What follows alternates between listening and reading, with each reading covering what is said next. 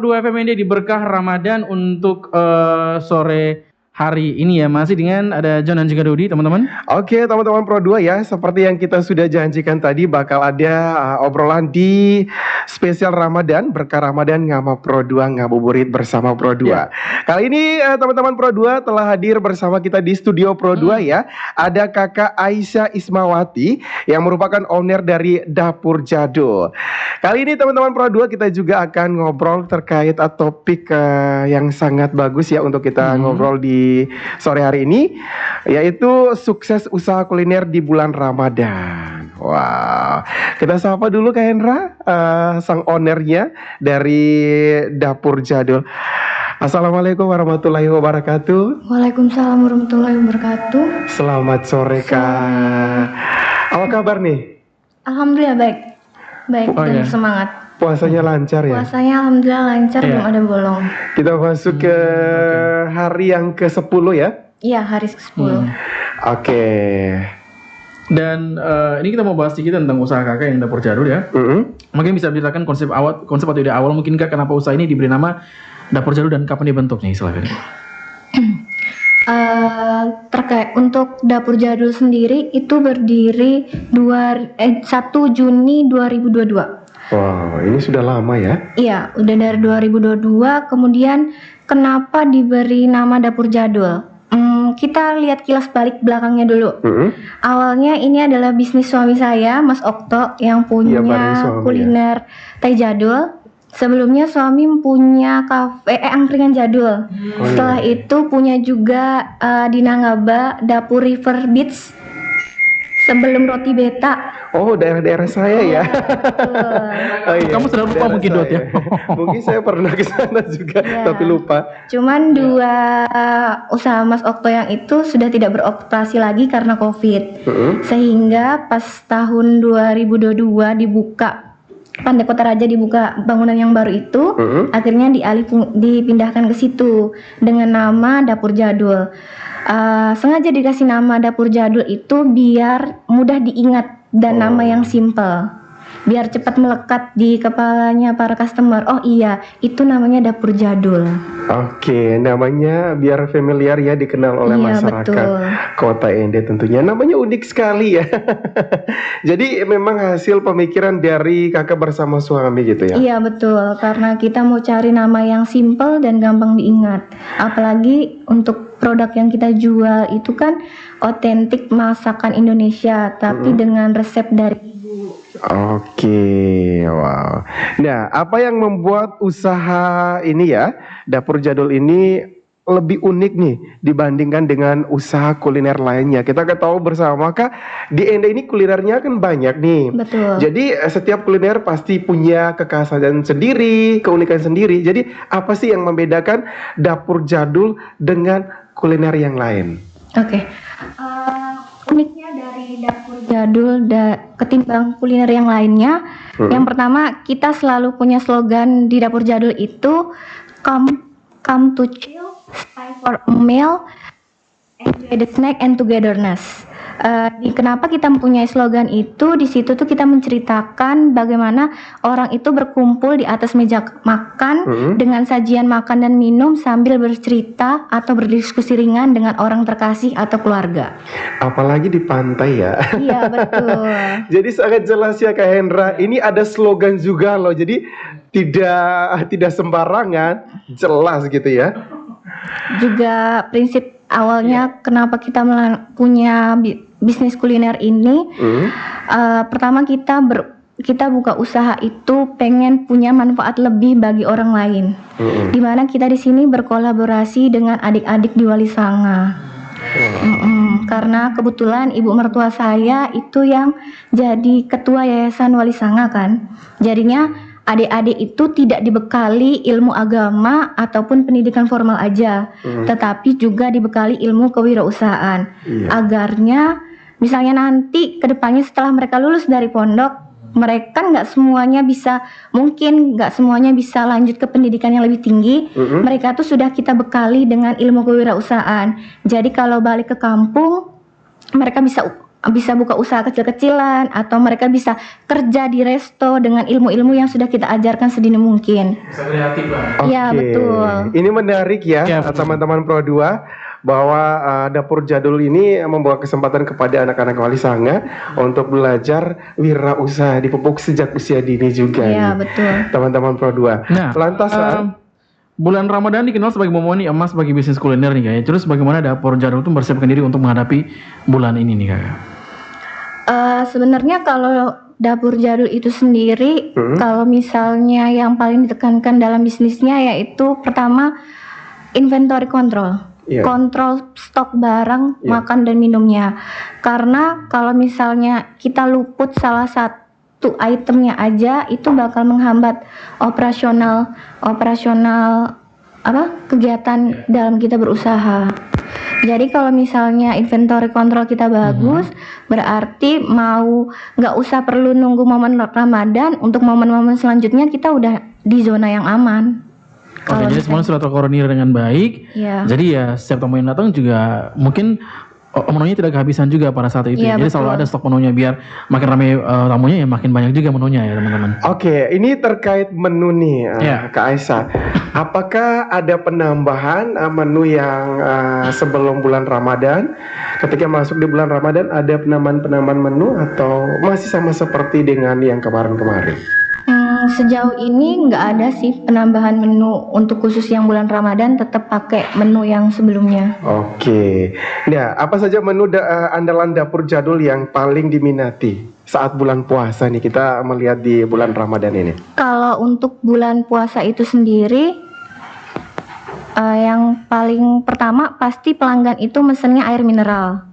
Setelah air mineral, biasanya mereka pesan juga dengan selingan snack atau cemilan seperti sosis, roti, kemudian kentang, ataupun pisang-pisangan. Setelah itu baru mereka pesan makanan berat.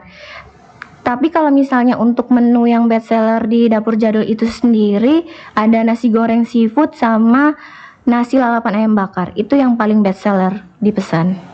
Oke.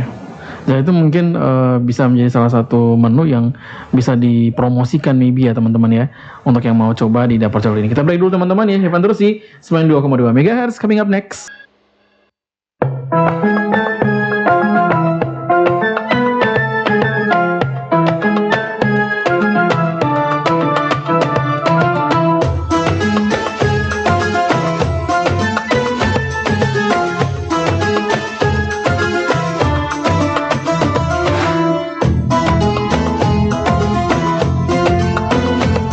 Oke teman-teman Pro 2 FMND, balik lagi sama John dan juga Dodi teman-teman ya, di berkah Ramadan teman-teman. Oke, kita masih dengan topik yang sama teman-teman Pro 2, sukses usaha kuliner di bulan Ramadan bersama Kakak Aisyah Ismawati yang merupakan owner dari Dapur Jadul.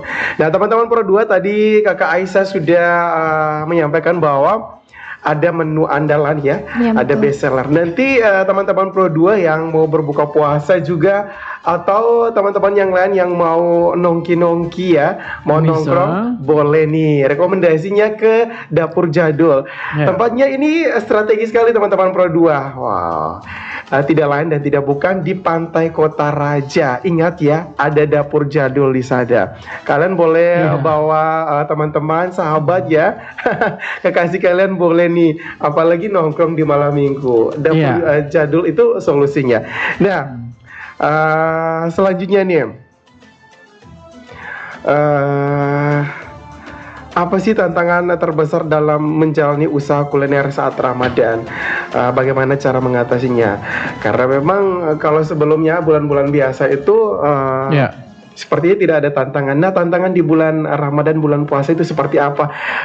Apalagi kakak ini kan menjalankan ibadah puasa, menyiapkan segala sesuatu untuk bulan Ramadan. Sementara usaha ini dijalankan seperti apa? Tantangannya itu seperti apa?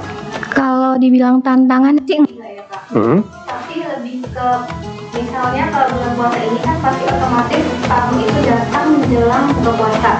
Itu dengan langsung rame. Jadi biasanya mereka minta makanan itu disajikan ketika menjelang mau azan maghrib. Nah di situ strategi yang kita lakukan adalah kita bakal ngeluarin minumannya dulu, minuman manis sama cemilan dulu, sembari kita mempersiapkan makanan beratnya dulu. Tapi misalnya terkadang kalau misalnya kita buka jam 3 sore itu ada kadang teman-teman kita yang tidak berpuasa mesen makanan, nanti kita minta tolong ke customernya kalau misalnya pesan nasi goreng kan itu harus diicip ya. Itu kita minta tolong si customernya itu icip kurang apa masakannya biar sesuai dengan apa seleranya. Takutnya kan karena kita berpuasa pakai kira-kira takut keasinan atau kurang rasanya yang pas. Kalau nasi goreng lebih tepatnya lebih seringnya minta tolong dicicipin oleh customernya dulu. Jadi sesuai apa yang customer mau nih. Iya betul. Oke teman-teman Pro 2 sekali lagi udah ditekankan bahwa nanti yang mau berbuka puasa boleh nih. Sudah dibuka ya? Sudah. Oke, dari buka. jam berapa tadi? Kita buka dari jam 10 pagi sampai jam 10 malam kalau hari biasa. Kalau weekend dari jam 10 pagi sampai jam 12 malam. Oke, yang ada di benak saya ingat dapur jadul itu sosisnya itu. Betul. Iya, karena emang itu asli enak sebenarnya sih. Enak. Betul, teman-teman ya. Nah, kan di era digital kayak gini ya teman-teman ya. Bagaimana mungkin peran media sosial mungkin dalam meningkatkan penjualan kuliner saat Ramadan dan mungkin spill juga dengan medsos dapur jadul nih Kak. Iya. Platform pemanfaatannya. Kalau dari awal kita gunakan Instagram ya untuk promosi makanan sama minuman sama produknya kita, apalagi kita memperkenalkan brand nama kita dapur jadul itu. Tetapi akhir-akhir ini kita ngelihat kok lebih famousnya yang digunakan oleh orang sekarang lebih praktisnya itu main TikTok. Jadi kita sekarang lebih banyak promosi atau lebih aktifnya di TikTok. Mungkin bisa di follow IG atau TikTok dapur jadul. Namanya dapur jadul ya, yang logonya ada mobil VW Kombi kuning. Oke, ingat itu ya teman-teman. Iya, ingat mobil itu ya, mobil ikonik itu ya teman-teman. Ini kalau misalnya kota ini pasti tahu mobil ikonik ini teman-teman, karena dia sudah muncul di mana-mana mobil ini teman-teman. Jadi kalau misalnya anak-anak kota ND tidak tahu mobil ini di mana, kayaknya bukan anak kota ND cuy. Oke, alamatnya sudah tahu di Pantai Kota Raja. Media sosialnya ada TikTok dan Instagram ya. Dapur jadul, ada Facebooknya? Facebooknya ada, tapi barusan lagi ongoing. Oke, ungkap nih teman-teman Pro 2, jangan lupa ya. Oke, Kak Hendra, next. Mungkin apakah dapur jadul ini pernah juga mungkin ke semacam bekerja sama juga dengan lain-lain pesan antara yang lainnya atau marketplace kuliner lainnya, dan seberapa besar dampaknya terhadap bisnis dapur jadul ini sendiri? Sejauh ini kita belum pernah sih kerjasama dengan pesan antar atau merchant marketplace lainnya. Tetapi sejauh ini kalau misalnya ada customer yang pengen pesan dan malas datang, mereka biasanya order by WA dulu. Nanti kalau misalnya pesanannya sudah jadi, mereka pick up sendiri atau kadang nanti mereka kirim Maxim atau tukang ojek untuk ngambil. Jadi bisa delivery ya, bisa delivery. Maksudnya itu apakah bisa diantar ke pelanggannya atau? Ya biasanya kalau di kita customernya itu pick up sendiri atau dia yang mesen si driver untuk pick up. Tapi dari dapur jadulnya ini tidak ada kayak petugas gitu buat antar? Enggak ada Kak, belum ada sih sejauh ini. Oke. Dan ini mungkin untuk teman-teman mungkin kalau di Maxim tuh ada menunya begitu ya? Iya, kalau kemarin ada tokonya gitu ya, ada lapaknya di situ ya. Oke, untuk karyawannya di dapur jadul? Kalau karyawan sih kita nggak ada ya, tapi kita adanya adik-adik. Oh, yang tadi. Iya betul, karena kita tuh dibantu adik-adik dari Wali Sanga itu sendiri. Jadi nanti mereka setelah pulang sekolah, mereka bergantian tiap hari itu sesuai jadwal shift mereka turun. Berapa orang? Biasanya yang bantu di dapur jadul itu dua putri. Kalau di Tai Jadulnya sendiri di VW Kombinya itu 2 putra. Oke. Karena mereka biasa tuh ada terbagi 2 tempat nih ya Dot ya. Ada yang di Pantai Kota Raya sama yang di lapangan Perse itu. Oh, jadi 2 tempat ya. Iya. Oke.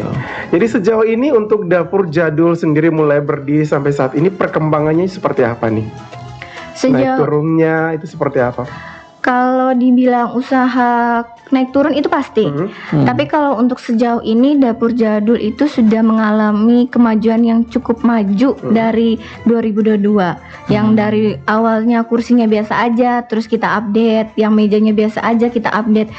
Setelah ketika kita dapat profil lebih, kita pasti akan maintenance cafe untuk lebih estetik lagi. Tahu sendiri anak sekarang lebih pilih datang nongkrong sambil foto-foto, cari yang serba estetik. Oke, jadi orientasinya di Ende itu memang cocok ya ketika Iya. hadir dapur jadul itu. Betul teman-teman. Ya karena kan kalau misalnya datang makan tempat yang B aja gitu, aduh ini kayaknya kalau foto kayaknya agak malu gitu ya teman-teman. Kurang gaul, kurang hits ya. Betul, teman-teman. Apalagi foto selfie langsung di up nih. Betul. Anak kota ini mah kayak gitu ya teman-teman ya. Oke, jadi teman-teman Pro 2 dapur jadul ini bisa dibilang ya paling bisa sesuai dengan selera kaum milenial nih, Betul. Gen Z. Nah, Oke. apa nih tips dan saran bagi para pemula nih kak yang bisa dibagikan mungkin kakak untuk usaha kuliner dari awal dari nol nih? Kalau prinsip aku sendiri, ketika kita mau buka usaha, jangan lihat profitnya dulu, jangan lihat untungnya dulu nih. Besok saya untung bisa segini, beli ini. Planningnya jangan berpaku pada keuntungan dulu. Tapi ada 4 nih kalau aku prinsip buat bisnis. Yang satu bisnis plan-nya. Kita buka usaha itu tujuannya buat apa nih? Kalau kita cuma semata-mata cari untung, kalau misalnya nanti kita dapat keadaannya pas sepi, pasti itu bakal nurunin semangat kita buat jualan. Udah, Oke. kita tutup aja. Yang kedua, budgeting dan planning. Karena menurut aku kalau ketika kita nggak pintar untuk atur modal dan dana darurat, itu nggak bakal bisa jalan sih operasionalnya. Terus yang ketiga itu inventory control itu sendiri.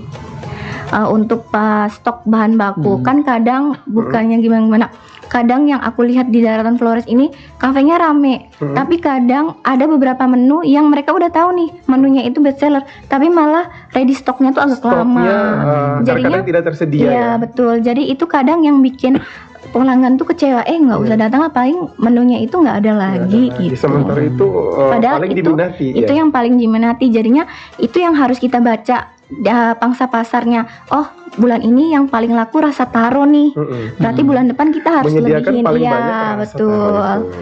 Terus juga karena kita bisnis kuliner ya, apalagi usaha yang face to face sama pelanggan, yang paling penting lagi itu adalah sapa sama senyum. Oke, senyum sapa-sapa. Iya, betul. Karena kita kan melayani orang datang bawa uang, kita layani dia dengan sopan. Nah ini menarik nih kakak kalau soal ini. Pernah tidak mungkin ketemu dengan mungkin pelanggan yang Karakternya. agak rude ya, agak kasar Betul. gitu maybe, agak bossy maybe ya kak ya, Betul. yang ya kakak juga mungkin pasti lagi capek juga masak. Aduh, ini ketemu dengan pelanggan kayak gini, itu bagaimana cara menyikapinya nih? Kan ya maksud kita juga manusia biasa ya kakak. Setiap Ya? orang pasti beda karakter. Betul. Ah. Kadang juga nggak dipungkiri kita pasti punya emosi ketika kita punya pelanggan yang rada ngebosi ya. Kalau aku selalu berprinsip kalau misalnya aku udah nggak bisa nanganin, aku bilang sebentar ya kakak, minta maaf, aku ganti sama anak-anak yang lain buat ngelayani dia. Biar nggak tampak banget nih muka kesel kita atau muka kita benar-benar marah karena Iya. si pelanggan ini. Karena keadaan saat Betul. itu memang kakak lagi marah, jadi Iya. cara mengatasinya bisa Kita diganti menghindar dengan dulu anak-anak. aja, Betul, karena diganti kan- sama anak-anak. Karena kan memang serba salah ya Dok di Iya, sini. jangan Kalau memaksa. kalau misalnya kitanya ke pelanggannya agak rude juga, ini apalagi sekarang apa-apa kan video kan gak ya, di Betul. viral kan, aduh segala macam itulah. Takutnya nanti malah berbahaya juga nih buat kita sendiri. Iya betul. Oke teman-teman Pro 2 ya, kita akan kembali setelah yang satu ini, jangan kemana-mana. Tetap bersama kami di Berkah Ramadan, Pro 2 FMND, teman terbaik kamu.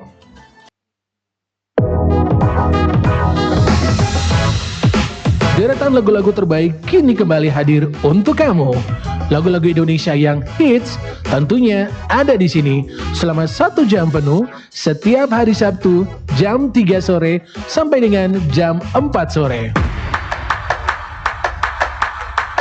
Indonesia Top 20 menghadirkan 20 lagu Indonesia terbaik untuk kamu. Pro 2 FM ND, teman terbaik kamu. Teman terbaik kamu.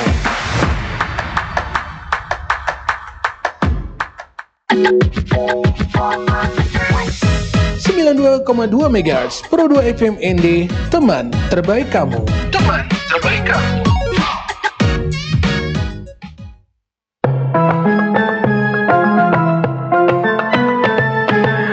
Baik lagi teman-teman Pro 2 ya, masih bareng Jadodi dan Hendra Ada John Martin teman. ya. Ya. Oke, ini kedepannya nih untuk dapur jadul sendiri, apa sih rencana untuk pengembangan setelah bulan Ramadan ini? Mungkin ada rencana-rencana untuk pengembangan dari dapur jadul itu sendiri. Kedepannya seperti apa? Kalau untuk rencana dapur jadul yang terdekat ini, setelah bulan Ramadan, otomatis bakal meningkatkan pelayanan sih Kak, untuk di customer. Semakin kita memperbaiki servis dan pelayanan kita kepada ke customer, otomatis customer bakal punya loyalitas lebih datang ke kita lagi. Iya, nyaman ya. Iya, betul. Datang lagi. Karena memang itu dilakukan pelayanan yang terbaik dari dapur jadul itu sendiri. Untuk harapan kedepannya? Kalau untuk harapan kedepannya, semoga dapur jadul nggak dikenal dari 2022 sampai sekarang, tapi semoga 50 tahun ke depan atau seterusnya. Tetapi tidak dipungkiri pun kalau misalnya kita dapat tempat yang lebih strategis lagi, kita bakal buka cabang sih Kak. Memperbanyak cabang. Ya, betul. Kita buka cabang. Amin, amin, dapur amin, ya. jadul. Oke, ini yang terakhir closing statement dari Kakak Aisyah yang merupakan owner dari dapur jadul itu sendiri. Mungkin Kakak Aisyah bisa sapa-sapa teman-teman Pro 2 pendengar di rumah. Bagi yang mau buka puasa atau teman-teman yang non muslim ya, yang suka dengan kuliner dapur jadul ya, bisa mampir ke dapur jadul itu sendiri. Sekalian promosi nih. Ya bisa. Buat teman-teman semua yang belum pernah cobain ke dapur jadul atau udah sering nongkrong di kita selalu stay buat teman-teman semua dengan menu-menu andalan kita sesuai dengan resep dari ibu. Dan kita juga bakal tetap menerapkan senyum sapa salam untuk kakak-kakak semua. Oke, teman-teman Pro 2 jangan lupa ya dapur jadul, catat ya namanya. Bila perlu diingat, kunjungi di Pantai Kota Raja, Plaza VVIP, kedai paling pertama dari gerbang samping, belakang lapangan tenis. Oh, di situ ya. Dan tentunya jangan lupa follow aku Instagramnya Dapur Jadul, ada TikToknya juga dan juga ada Facebook. Pokoknya jangan lupa ingat Dapur Jadul. Terima kasih buat kalian yang sudah hadir ya di studio Kakak untuk Aisyah sore sudah hari meluangkan ini. waktu boleh berbagi bersama di bulan Ramadan ini. Ya. Dan kita masih terus temani kamu teman-teman karena selanjutnya akan datangnya Ustadz ya untuk kamu-kamu yang masih terus menanti berbuka puasa di sore hari ini.